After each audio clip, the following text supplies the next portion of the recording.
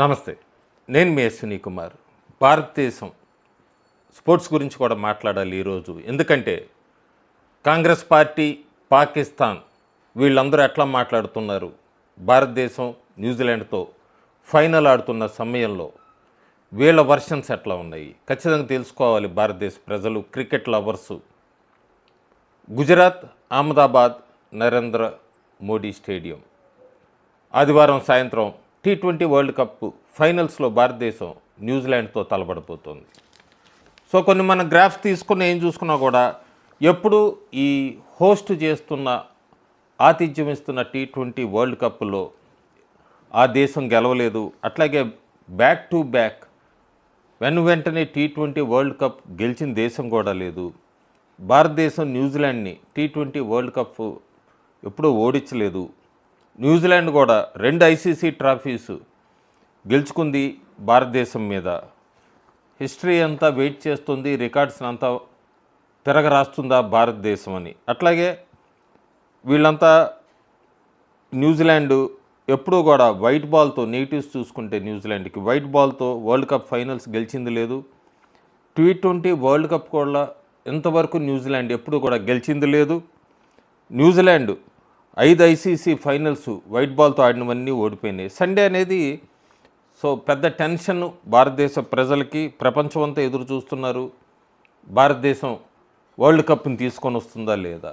ఇలాంటి సమయంలో కొన్ని గంటల్లో ఫైనల్స్ మొదలవుతుందంటే పాకిస్తాన్కి చెందిన మాజీ క్రికెట్ ప్లేయర్స్ ఇంజమామ్ ఉల్ హక్, ఆయన BCCI మీద, ICC మీద చాలా ఎలిగేషన్ తీసుకొని వచ్చాడు. సెమీఫైనల్స్లో ఇంగ్లాండ్ మీద మ్యాచ్ జరుగుతున్నప్పుడు BCCI ఒక మ్యాజికల్ చిప్ పెట్టింది బాల్ లోపల, బ్లాక్ మ్యాజిక్ చేశారు ఇంగ్లాండ్ మీద. అందుకే భారతదేశం ఫైనల్స్కి వచ్చిందని ఇంజమామ్ ఉల్ హక్ అంటే షాహిద్ అఫ్రిది లాంటి వాళ్ళందరూ కూడా న్యూజిలాండే వరల్డ్ కప్ గెలవాలి, ఎందుకంటే భారతదేశం వరల్డ్ కప్ గెలిస్తే BCCI డామినెంట్ అయిపోతుంది, ఆల్రెడీ పెద్ద పవర్స్ ఉన్నాయి.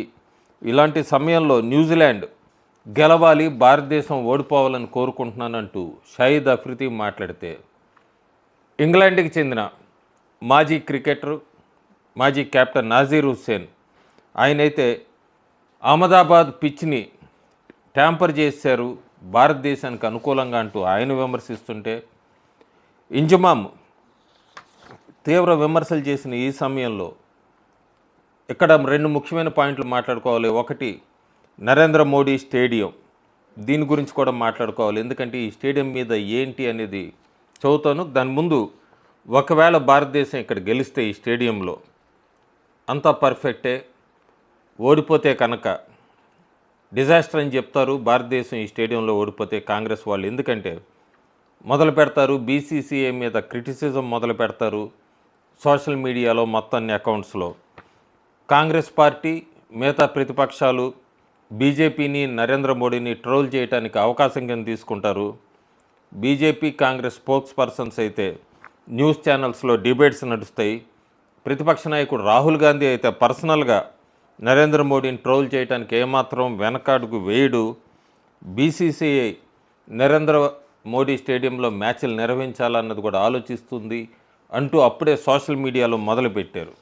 నిజంగానే ఆ స్టేడియం పేరు వల్లనే మ్యాచ్ క్రికెట్ ఓడిపోతుంది భారతదేశం అని చాలామంది కాంగ్రెస్ పార్టీ లేదా ప్రతిపక్షాలు మాట్లాడుతున్నాయి. అట్లా చూస్తే మనం చాలా పేర్లు మార్చాలి భారతదేశంలో, చాలా స్టేడియం మార్చాలి. ఇన్ని సంవత్సరాల్లో చాలా క్రికెట్ మ్యాచ్లే కాకుండా స్పోర్ట్స్లో ఎన్నో ఓడిపోయినాయి. మరి వాళ్ళ పేర్లు లిస్టు తీసుకుంటే ఆ స్టేడియం పేర్లు: గుర్గాంలో Nehru stadium, Rajiv Gandhi international cricket stadium Hyderabad, Rajiv Gandhi international cricket stadium Dehradun, Rajiv Gandhi stadium Aizawl, Indira Gandhi athletics stadium Guwahati, Indira Gandhi indoor stadium New Delhi, Indira Gandhi stadium Solapur, Indira Gandhi stadium Kohima, Indira Gandhi stadium Vijayawada, Gandhi stadium Jalandhar, Mahatma Gandhi stadium Salem, Jawaharlal Nehru stadium New Delhi, Jawaharlal Nehru stadium Chennai, Jawaharlal Nehru stadium కొచ్చి, Jawaharlal Nehru stadium Shillong, Jawaharlal Nehru stadium Coimbatore, Jawaharlal Nehru stadium Tiruchirappalli, Jawaharlal Nehru stadium Margao, Jawaharlal Nehru stadium Ghaziabad, Nehru stadium Pune, Nehru stadium Indore, Nehru stadium Kottayam, Nehru stadium Durgapur, Nehru stadium Guwahati, Nehru stadium Tumkur, Nehru stadium Hubli, Nehru stadium Shivamogga, Nehru stadium Gurgaon. ఇవన్నీ కూడా మరి మోడీ వెంటనే వీటి పేర్లు మార్చేసి freedom fighters లేకపోతే చనిపోయిన soldiers, దేశం కోసం ప్రాణత్యాగం చేసిన సోల్జర్స్ వాళ్ళ పేర్లు పెట్టాల్సిన అవసరం ఎంతైనా ఉంటుంది. ఊరికే భారతదేశం ఫైనల్స్ ఆడుతున్నప్పుడు ఆల్ ది బెస్ట్ విషెస్ చెప్పాల్సిన సమయంలో అప్పుడే సోషల్ మీడియాలో పాకిస్తాన్ వాళ్ళంటే భారతదేశానికి శత్రు దేశం, కాంగ్రెస్ కూడా అప్పుడే ఇలాంటివి మొదలుపెట్టిందంటే ఇక వాళ్ళ విజ్ఞతగా వదిలేద్దాము.